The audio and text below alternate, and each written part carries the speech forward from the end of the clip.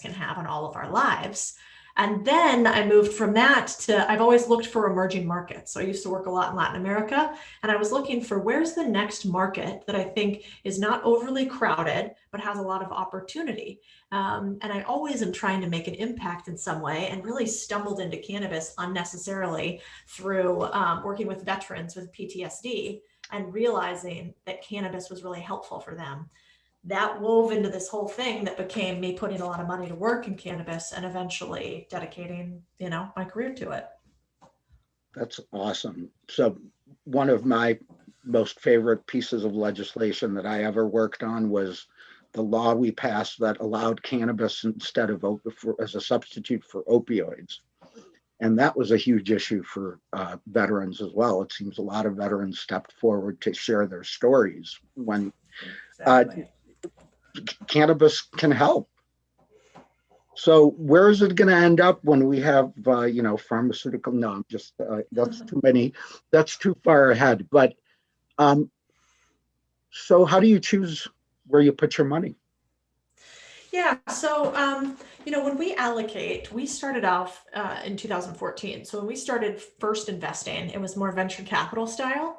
We invested in companies that we thought would continue to grow.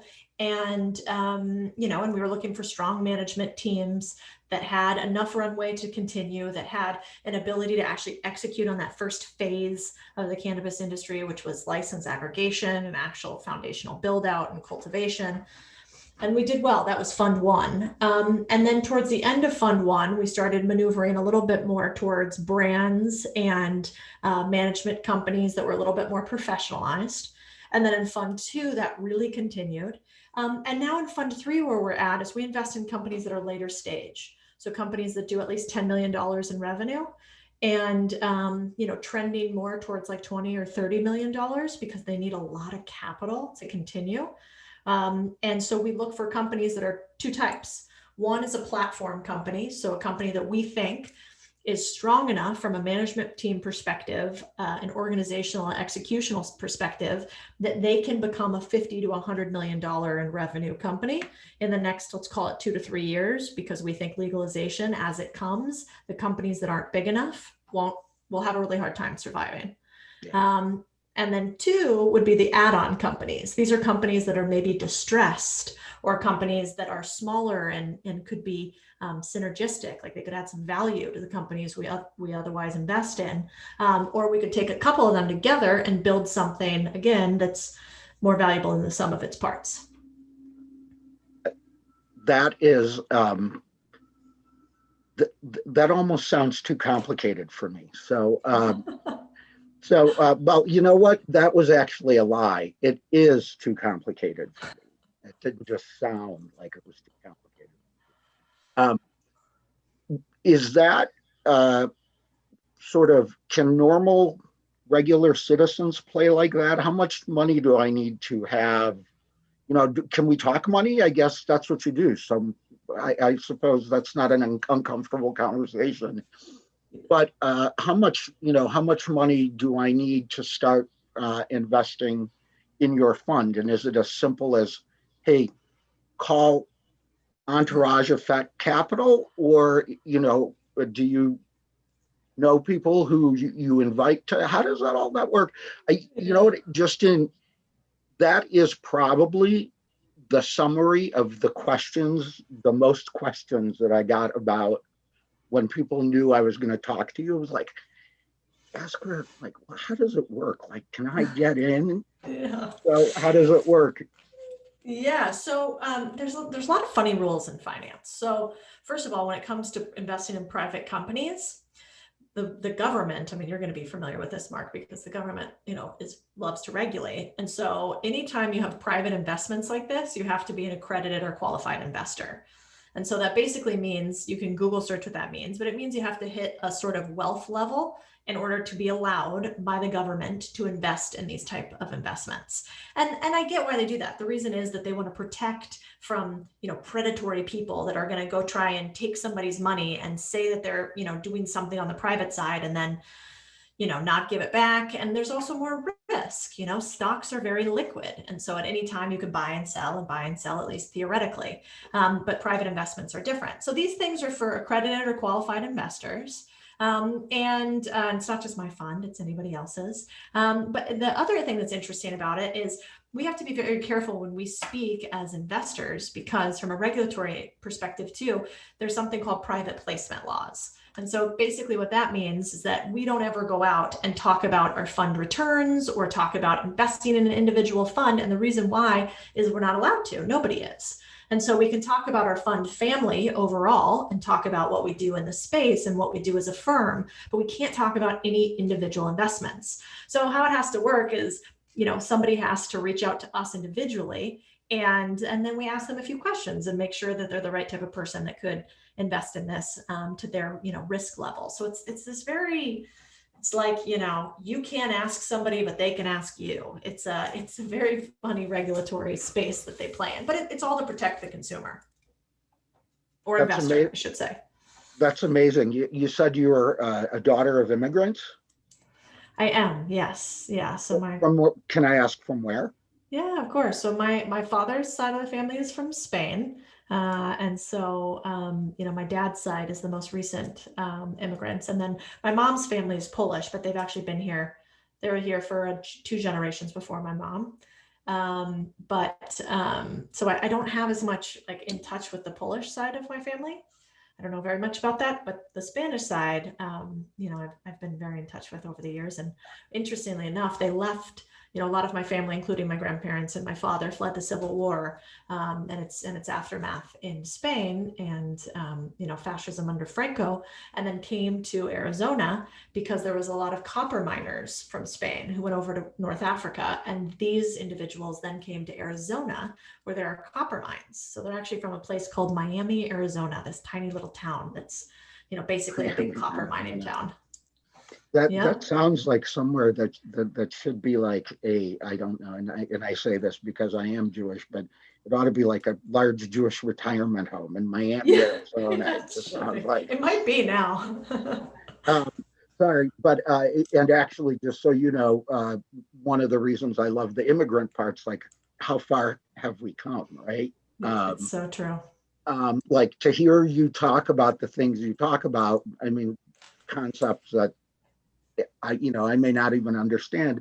Pretty amazing. I'm actually an immigrant. We came here from Russia when I was 10 years old. Wow. So to me, that kind of stuff, and so I'm particularly interested, let's say, in social equity because I have some empathy for what it's like to be beaten up for being a Jew in Russia. So how do your roots inform your work? Yeah, so interesting. Well, first of all, I love Russian authors, like some of my favorite. I can, my husband, he is former military, and so a lot of, the Russian proverbs that he talks about and military strategy is from, is from Russia. But anyway, and so one of my favorite lines is always, I think it's a Russian proverb that's trust but verify, and I like that one. We hold that close to the vest in finance, especially because you all know this industry is crazy, right? I mean, even though there's a lot of altruism in the industry, there's a lot of bad actors, and so that's sort of how we operate as a firm. Is we try to be very nice, but we don't believe anybody ever, and so you have to trust but verify. And as far as, being an immigrant, I think the thing is, there's a lot of vitriol and negativity that's in the world today, and especially surrounding America. But the part that I think is, as a daughter of immigrants, is, man, I mean, I see where we came from, and I spent a lot of time in Latin America, and so I am one of those annoying patriots that is over the top about this country, because we have so many things that are wrong, and we need to do better, and we're like constantly striving, and that's so important. But man, is it good to be a woman in the U.S. And so I think that's one of the things that drives me the most, and especially in this industry, like we are righting a huge wrong. There's no doubt about it, and and it's affected people who aren't the majority in the US much more than others. But people also forget, I don't know, like, Abraham, where are you from? You're Yeah, Latino, say yeah? say something, Abraham. Jump in. We're equal Correct. So opportunity. also, Latino parents are from Mexico. Yeah. Spanish in our genetics, Villegas is a Spanish name. It's Yeah. super common everywhere you go in Spain, and so I agree. It's been a interesting scenario operating in the cannabis space and seeing how that conversation has changed the landscape of everybody who is now participating. But within that context, that actually brings up a good point. With the conversations right now in cannabis centralizing around social equity and inclusion and diversity, how do you see venture capital funds responding to those conversations? Yeah, well, twofold. One, like I like to think about the impact that cannabis legalization has, or illegalization has had on especially Latinos. Because I spent a lot of time covering the war on drugs, and I spent a lot of times in time in border towns like Juarez and Agua Prieta and Tijuana, and and the things that we think are difficulties here in the US, like we cannot conceive of. I mean, I saw people hanging from bridges, and I saw, murdered bodies and autopsies daily. And I saw, entire families being massacred because of drug cartel wars when I was there. I mean, at one point I was in Juarez, and I can't remember what the name of the big prison was there, but I believe it was the head of either the Sonoran or the Sinaloan cartel had just been imprisoned. And it wasn't Chapo, which everybody talks about. It was much before that. And at the same time I was there in Juarez, and everybody ended up going down under lockdown because two Apache helicopters with anti-tank missiles ended up shooting into the prison and breaking out said cartel leader. At the time, they were cartel owned US actually created Apache helicopters. And so, some of the things that I think about that nobody really talks about so much is there's a huge incarceration problem, but there's also been mass genocide, basically, from Latinos, either due to this issue, and so that's near and dear to my heart. As far as venture capital is concerned, I think there's a couple different things we do, pay attention to. And try to invest in, and have done quite a bit in investing in minority-owned businesses. But here's one thing I don't believe. I do not believe that you should invest in a business just because somebody is a different gender, race, sexual orientation, whatever the case may be. I think that all of us who are minorities, I think we bring a lot of value regardless of our skin color or our background or our last name. And all I think any of us are really looking for is an equal opportunity.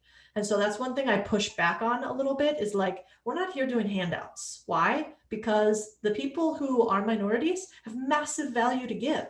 And so what we are doing is we are looking for the people who are best in class, and we are paying very close attention to them regardless of race or gender. And I think the most powerful thing we can do as venture capital firms, or anybody allocating capital, is reach out to have more people that look like me and look like you and look like you, Mark, on our investment committee. Because my circle of friends tends to be a lot of Latinos and women. Why? Because I am those two things. And so if I know more of those people, then I bring them into our circle. And so, that's one of the things that I focus upon. We have two female partners at our firm. Our PR agent is a woman and also Jewish, Rosie Matteo. We just hired her. So we do try to bring people into the fold that way. But the one thing I don't like about social equity, and I don't have a good solution to this, so like Mark, it'd be fascinating to hear what you think, but so many of the social equity programs I see they sound great on paper, right? It's like, oh, 51% owner to somebody with a last name Sanchez or Villegas. And so this is changing things. And I don't believe that at all. I think, in fact, what happens is a lot of times, if in LA, for example, that's the one I'm most familiar with because I've looked at a lot of social equity deals there, they'll say, okay, in this neighborhood because it's been disenfranchised and because your last name is Sanchez. And oh, by the way, if you have some sort of formal criminal record, then you are the perfect person to be our social equity partner. Here's the problem. If that's the case, I don't have access to capital for the most part.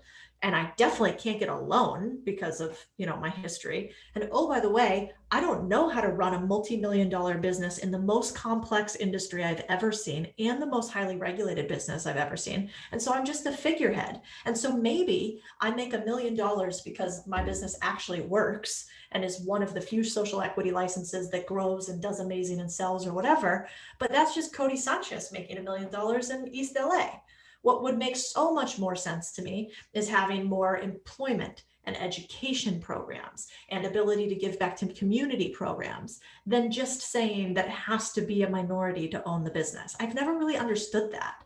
So maybe, Mark, you can teach me more. Well, actually, Abraham has had to teach me because I tend to agree with you a little bit. Not that social equity ownership is not, or social equity ownership is not important, but to me, the main thing is green, the color of money. And I've actually, Abraham and I have been talking about this quite a bit lately. And I just told him the other day, somebody offered me enough, I would be glad to give up complete control of my business and go fishing. You know what I mean? So Yeah. I don't need to run something if I make can we say shitload of money on, yeah, I guess I just did. It's not a family program. But to me, there will be whatever, hundreds of rich people as a consequence of licenses, let's say thousands. There will be tens of thousands that have great jobs as a consequence of this industry. But there will also be millions who make money through the supply chain, through ancillary businesses. So I think part of social equity maybe is really focusing on the supply chain of companies that are mature enough to be responsible, if that makes sense, in this industry.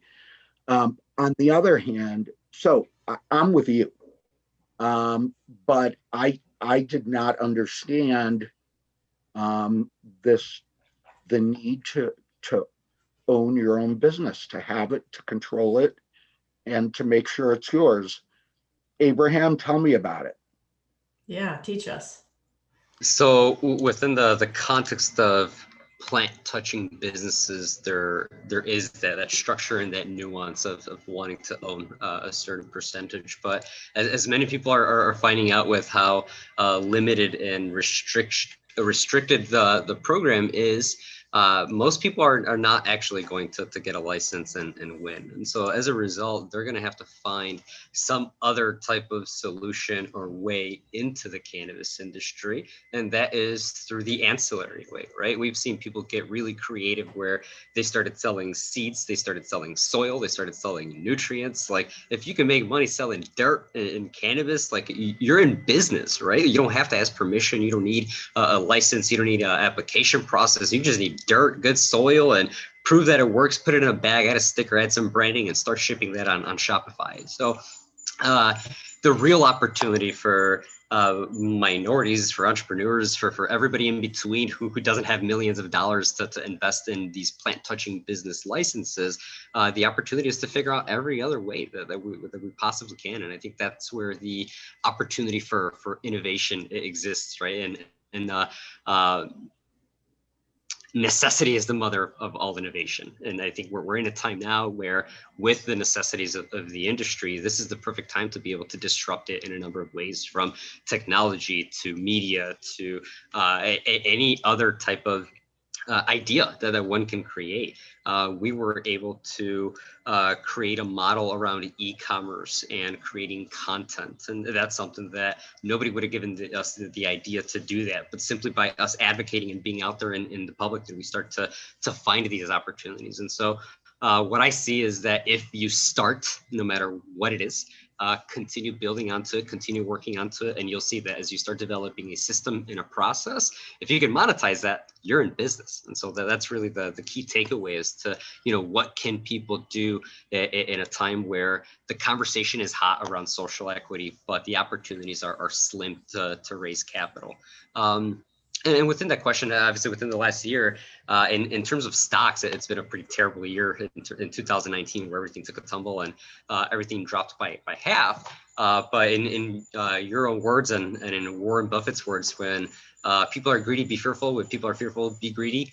And this is absolutely a time to be buying in stocks. But what is it where people should be looking at? Is it in bonds, stocks, mutual funds, ETFs, futures, options? So, somebody who's just getting started has money to invest, but they don't know where would be a good place. What would you recommend for them? And I just want to interrupt for a second, Codie, because I just want to note before we move on that your name was just mentioned in the same sentence as Warren Buffett. So you must be doing something right. I'm so glad to be talking to you, and hopefully, we can ask her questions like, "How do I become rich?" But first, go ahead and respond. I love it. Well, so let me just say this first. I mean, there's a couple interesting stats. So honestly, I'm not smart enough to win at public stock market investing. It's a super crowded market. And there are people who spend all day, every day, algorithmically and otherwise trading. And so, if you look at the list of the Fortune 500 or the Forbes 100 richest people in the world, not a single person on there got there by stock picking. It's literally not the way to create wealth. It's the way to beat interest rate increase and make sure that you beat inflation. And so, I don't really give stock picks or public market investing picks because I'm no smarter than anybody else. And I don't have an unfair advantage. I like to invest where I have an unfair advantage to win. And the places where I know that I have an unfair advantage are in the private markets. So for instance, if it's me, I mean, I talk about this all the time now, but I think one of the biggest opportunities out there today is investing in private markets. That's why we do Entourage Effect Capital. There's what we call an arbitrage opportunity. So if you're a public stock, you're more expensive typically than a private company because you have this liquidity premium, it's called, meaning you can trade anytime during the day. If you're a private company, there's a lot more risk and you can't get your money out, right? But the difference in price between those two is where opportunity lies. So that's what we maximize on in Entourage Effect Capital, is investing there. Now, it totally depends how much money you got and what your risk tolerance is. But one of the things I think people should be looking at today more than anything are investing and buying small businesses. So we're talking about the ancillary space, for instance. So in the ancillary space, there are a lot of businesses in cannabis that are actually profitable. The businesses that are super hard to be profitable are the ones that are plant touching because of 280E and all the other requirements. So those businesses, you have to get what we look for at EEC. You got to get to $50 to $100 million in scale to actually get enough volume and have profitability, or what we call positive EBITDA. And so in order to actually make money or be profitable, you got to be really big. Now, in the private side and the ancillary business where you're non-plant touching, that's a totally different game. So right now, I mean, there are millions of small businesses in the US that, today are for sale. There are businesses in the cannabis space, and there are businesses in every single boring business you could think of, from, laundromats to, podcast production companies, to accounting firms, to whatever the case may be. And, the truth is that there's 10,000 baby boomers retiring every single day. And those 10,000 baby boomers, 1 out of 9 of them owns a small business. And so that means we have this massive generational wealth transfer from the baby boom generation to the younger generations in the form of their exiting their businesses. So I think one of the smartest things you could do today is not go and start a startup selling anything in cannabis, but look to buy businesses. And we talk about this with social equity, but social equity requires that you have millions of dollars in, between getting the license, getting the cultivation up and running, getting the dispensary up and going. These, it's at least, let's call it $750,000 to $1 million to have your operation running totally dependent on where you're located, and there's variance there. But what I like about businesses that aren't plant touching is you don't need that. You can go to the Small Business Administration and they give you loans, especially if you are a minority. Like I'm a double checked minority. I'm a woman, I'm a Latina, and then we've got my husband, and he's a veteran. And so they actually give preference to you in giving you money. And so that's what I would be doing more of, is think about, instead of trying to put money into a startup where 91% of them fail, why don't you think about getting together with a group of people and buying a business in partnership with the SBA? So you use somebody else's money or seller financing, and then you take the profits from that business and you immediately make money, as opposed to startups take a long time to make money. So if I had my druthers, I mean, that's where I put my money. All my money's in cannabis private companies and small, what's called micro PE companies. And then I keep some stuff in cash. And then lately you've also spoken about just buying empty plots of land and renting that out for a 10 to 15% margin. Is that correct? Yeah. So one of the things I do is this, it's a newsletter called Contrarian Thinking. And I think the website is contrarianthinking.substack.com. And the reason I started this newsletter is twofold. One, I was annoyed that there's no allowance for discord anyway. Like, I love that Abraham might tell me, no, Codie, you're totally wrong on social equity, and here's why. And I'm not going to wait, like, sitting there for Abraham to stop talking so that I can tell him why he's wrong and like debate with him. I'm going to actually listen to what he has to say and learn something. Because I usually think the smartest person in the room is pretty quiet, because you're giving away all the secrets, right, when you're chatting. And so I got annoyed at that. So I started Contrarian Thinking, because my motto is that, critical thinking is not a crime and you should do it more often.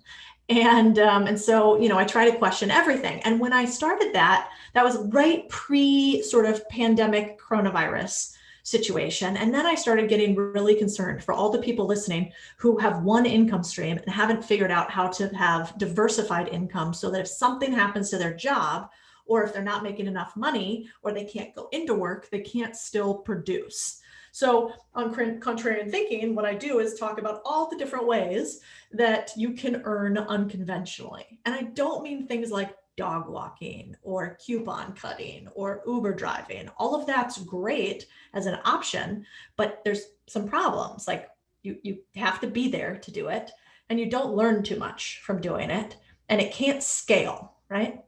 And so the things that I talk about are, how could normal people get sort of these side hustles that do things that I call horizontal income stacking, which means, vertical income stacking is you have a job, that job pays you like this, pays you vertically, right? You make a salary, you have to be there to do that job.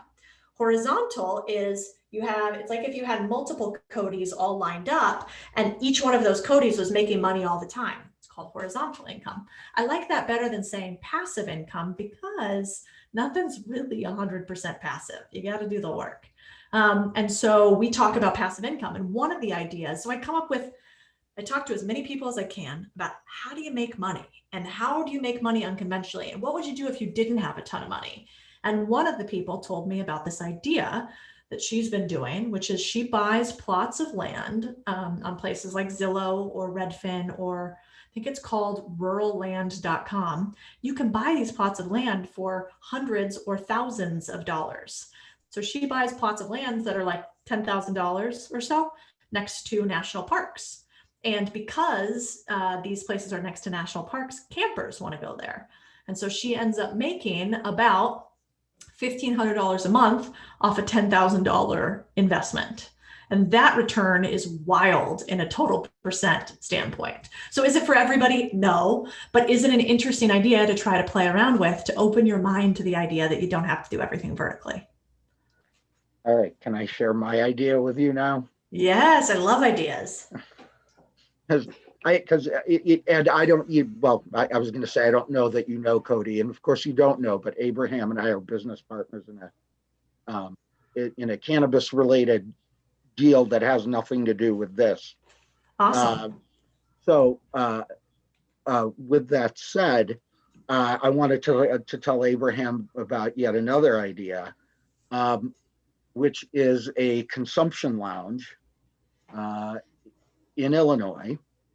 The Illinois has a very unique law because what part of what was discussed is, hey, if you are living in a rental or if you're living in public housing in Chicago, there's no way you can use legally because you can't use outside, you can't use in your car, you can't use in your home. So you're in effect criminalizing behavior for certain people that's legal for everybody else.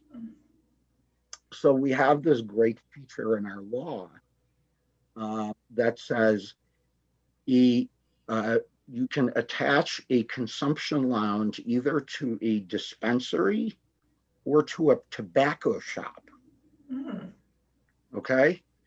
And all that you need is permission from the town. Like there's no other licensing.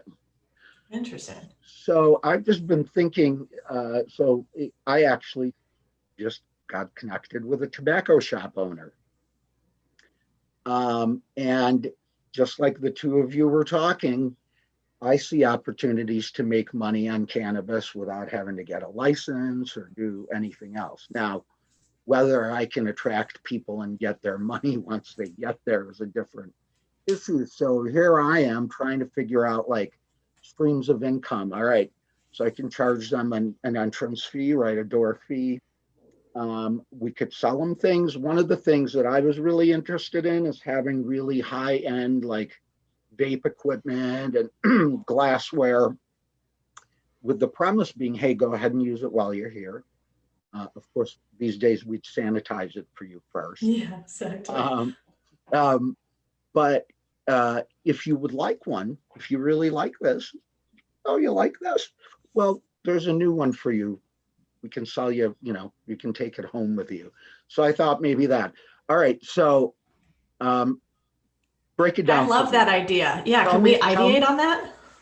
Well, maybe we should talk offline, but you know what I love is that I think I have in common with you is I want you to tell me why it would fail.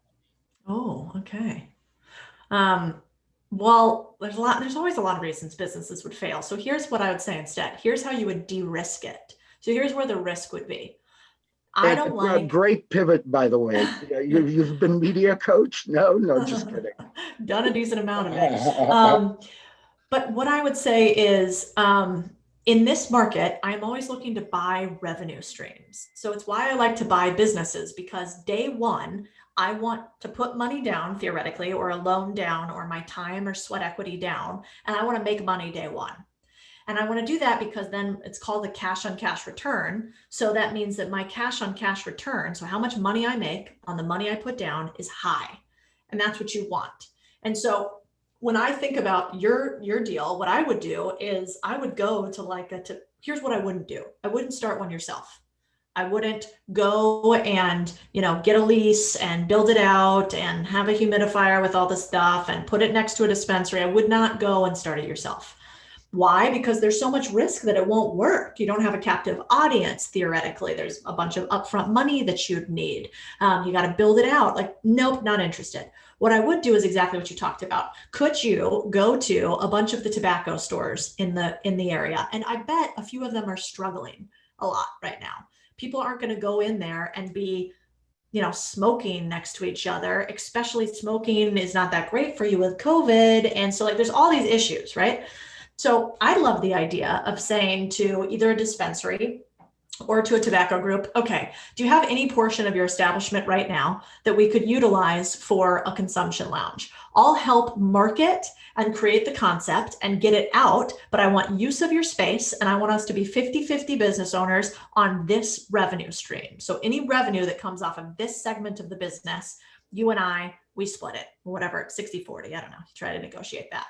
And then what I would say is, maybe these tobacco stores close at 5 every day, right?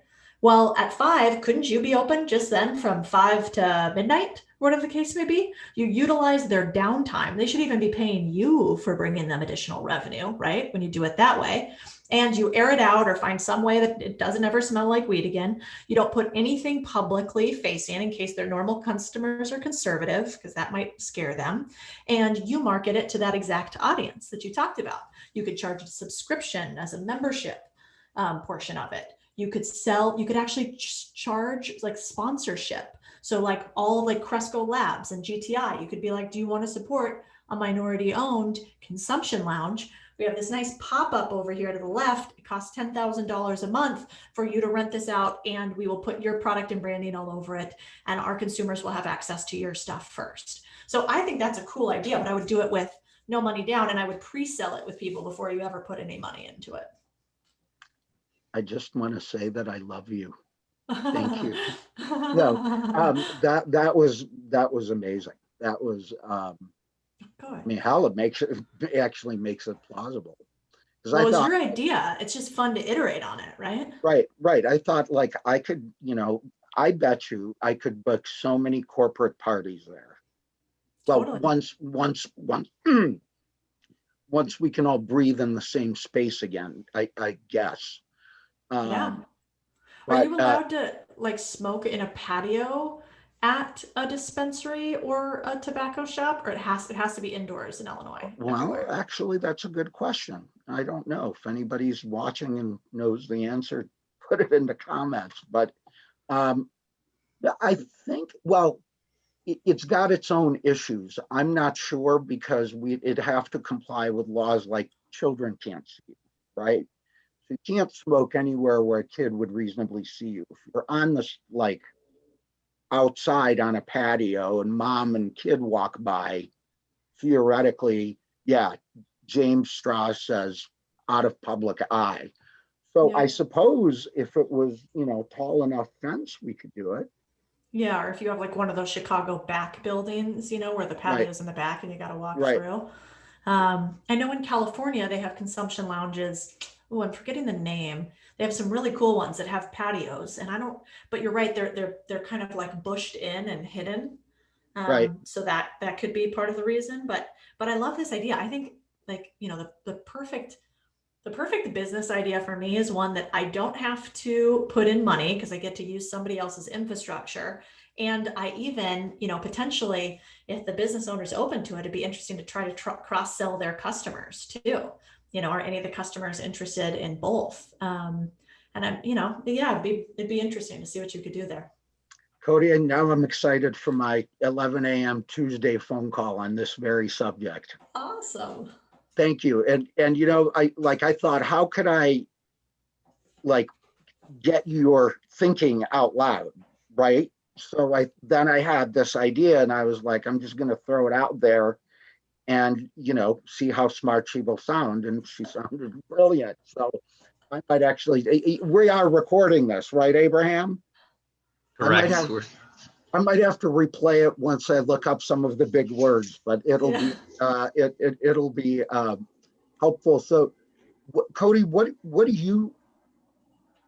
So people who are not rich, that are just cannabis consumers, they know what they like. I think that's something that Warren Buffett actually once said. He buys products that he likes, that he uses. So, how can they make money on cannabis? Yeah. Can they? Well, yeah, 100%. I mean, I think the methodology that I always have for people making money in any space is, it's really just a mixture of how curious you are and how much you execute. And so if you're curious and you execute, you can make money in anything. The problem that I've largely found is that momentum is hard to stop, but it's really hard to start. And so the biggest problem for people who have never, made their first monetary success is just that it's daunting and scary when you first start out. And so, and there's so many distractions in the world, especially today with social media. But where I would make money in cannabis right now, or in any industry, is I think the most interesting opportunity is this one we spoke about a little bit, which is, if you're listening, which businesses do you go and frequent right now? And take a look at your community. So let's say you said you live in Oak Park, right, Mark? Okay. So say you live in Oak Park. and you're walking around and you see a bunch of the local stores struggling or the restaurants struggling to make money, let's say, right? They're not bringing in as many customers, people aren't lining up. One of the easiest ways to get a revenue share or profit share where you don't have to put in any money, somebody else does, but you get to take money out of it. And you can even negotiate this to eventually get equity and become an owner. And your life really changes once you can do that in a sustainable way. Is, in my opinion, I just was telling one of my, I have a mentor here or I guess a mentee here in San Diego, and he's a vet. And I was just telling him, if you want to make money right now, and that's the thing you're interested in doing, go to a bunch of the cannabis companies that you know or that you frequent, or go to the cannabis institutions around you. Or if cannabis isn't working, go to local institutions like restaurants, coffee shops, whatever, and ask them if they could use more sales. Go up to the owner, ask for the owner at the establishment, email the owner, phone call the owner, and say, I'm a X and I'm looking to diversify my revenue streams. I'm talking to a few small businesses to see if they'd like to get more sales. And here's some ideas to do it. What I'd like to do is I'd like to optimize your business so that we can start getting emails and phone numbers from every single one of your customers.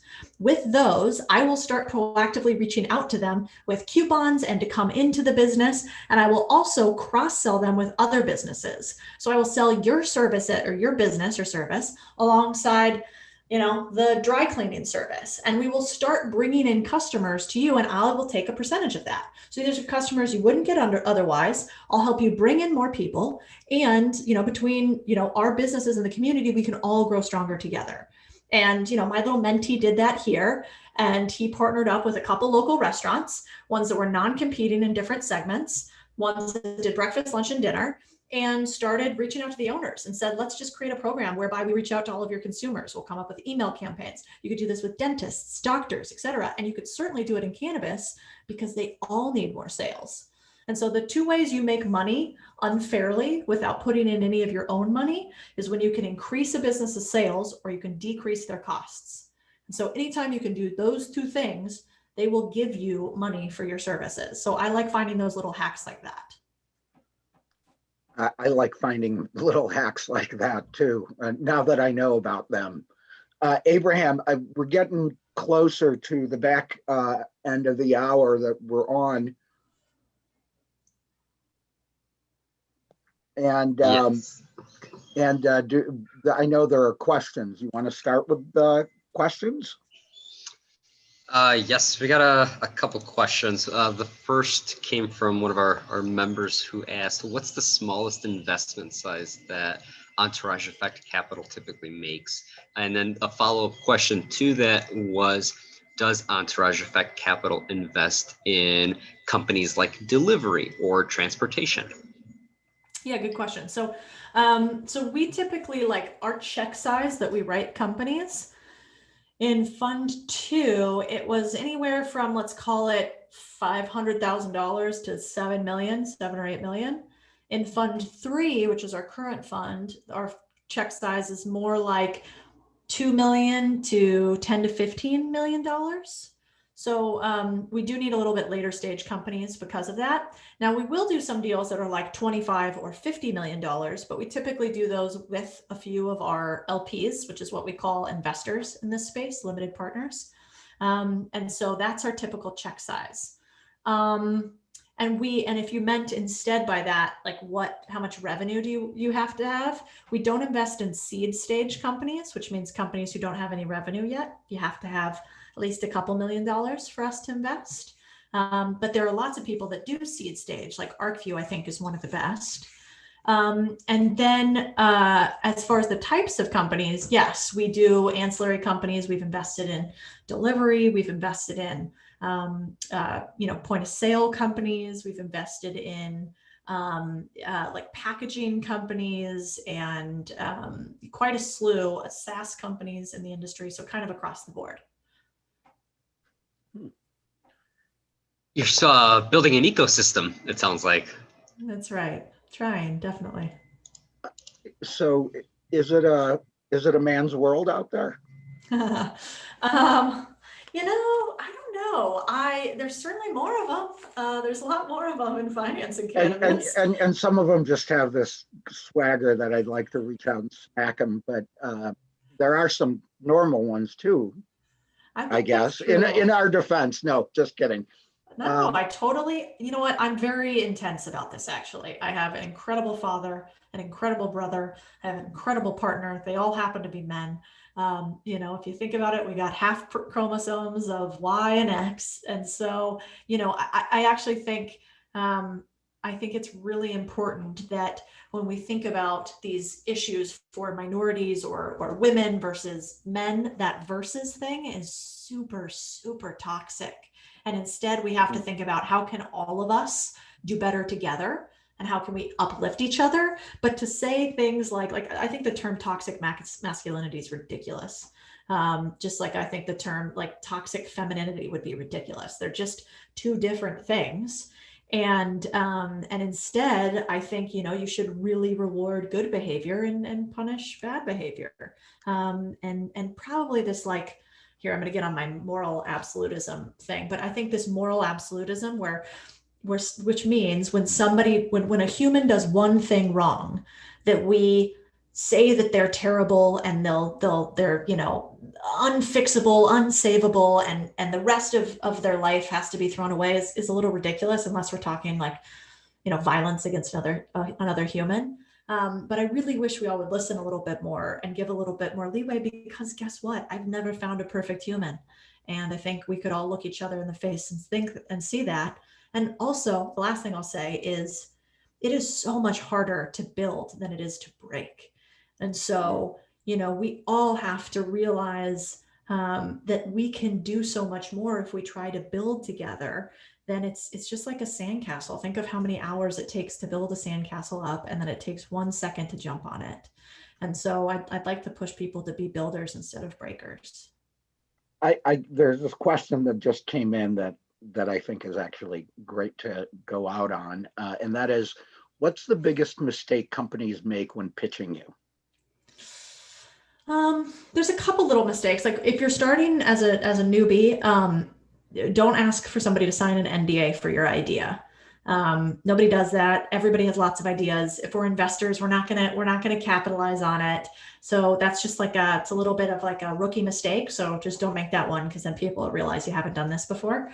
In tandem with that, I would say probably the other biggest mistake is they don't understand their financials. So it's really important when you're raising that you understand how to value a company, and that you understand how you're going to make money and what everything's going to cost you. So there's a term in finance called COGS, cost of goods sold. And a lot of companies, when you dive in, so say you come to me as an investor or as an entrepreneur, and you're like, I want to sell, I don't know what, I want to sell cannabis coffee cups. And the cannabis coffee cups is $1 billion industry, and I'm going to be a multi-$100 million company. And that's usually what the pitch sounds like. But then when you break it down, you're like, okay, so you make the coffee cup for what? And then you ship it for what? And then you distribute it for what? And then what do you sell it for? And how do you make the exact money? And how much money do you have to have before you run out of money, which is called runway. So really if you Google search, understanding your unit economics and understanding your COGS and customer acquisition cost, those are all good little acronyms to know. And a lot of times, even big companies, I talked to a company yesterday in New Mexico, and they're doing maybe $7 million in sales. So not tiny. And they're a cannabis company. And when I drilled down, they couldn't tell me how much their individual product lines cost and what kind of margins they have. And so that's really common, actually. So what happens then? Is that like a signal that you don't invest, or do you help them, or do you invest in coach? How does that work? So if it's a company where they're going to continue to run it and we're not going to buy it out, that's a real bad red flag for me.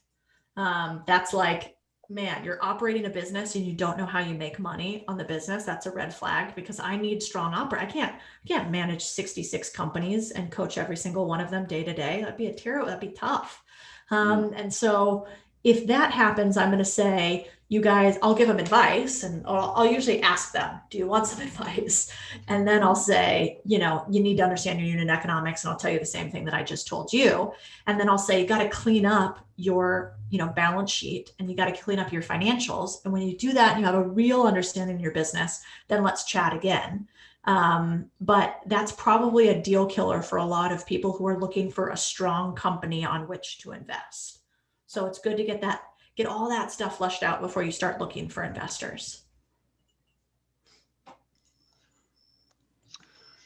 Those are perfect tips to conclude with in terms of this last quarter that we now have for the pandemic. I'm sure you've seen the term EBITDA plus COVID, where now people are based on their projections with the pandemic. But one of the things that you've always talked about is how the pen is mightier than the sword. And you've given us insights into your processes and how you turn an idea into a potential business. And you've given us a lot of tips in terms of, how do you use that to your advantage to dominate in a down market during times where there's chaos. And so in every chaos, there's opportunity.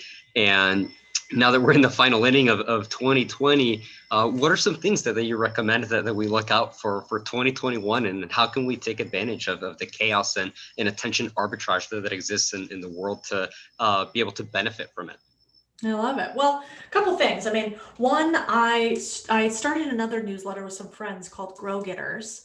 And I think that's growgetters.co. And that one I think is fascinating because I think everyone should try to foster an email list. You should try to grow your email subscribers. Lots of people focus on social media, but social media, as you've seen from these platforms, you can be banned. They can change their algorithm. They can do all these things to take away your ability to reach your audience that you've spent time cultivating. And so I really think, to your point, on attention arbitrage and on capitalizing on the opportunity, having an email list creates something called a flywheel, which is everything else that you sell, you can put into this flywheel that is social media and your actual business and your email list. And they allow you to kind of like keep rolling and grow your revenue streams. And so email is hugely important. It's easier now than ever to create an audience online because of platforms like I use, which is Substack.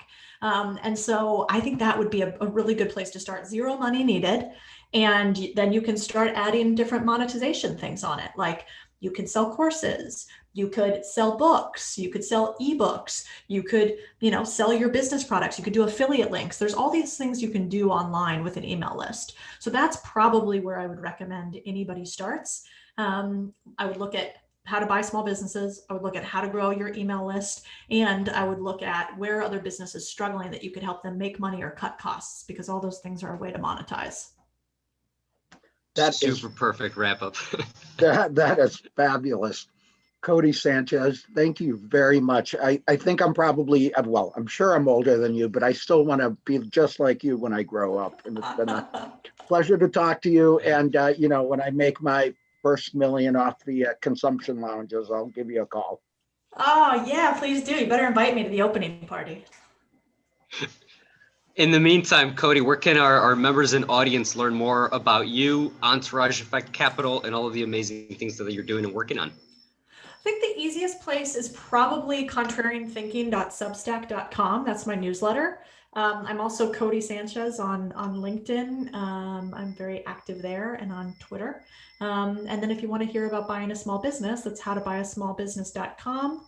So yeah, so any of those, and I try to answer all the comments in Substack. So if you have questions and you want me to answer stuff about the businesses that you're building or investing, or questions you have, I try to do all of those. Excellent. So people will be able to find you on LinkedIn and on Twitter and via your websites. Codie, thank you so much for making the time to join us on a Friday evening. Thank you for bearing with us in our tech bloopers. We've got the call recorded. We're going to upload this on our streams, and I'm excited to get more people to hear all of the insights that you've been kind enough to share with us. So thank you so much for making the time. No, thank you for doing this. I'm so glad to see so many people of diverse backgrounds getting into this industry. So it's awesome. We're trying, and thanks for leading the way.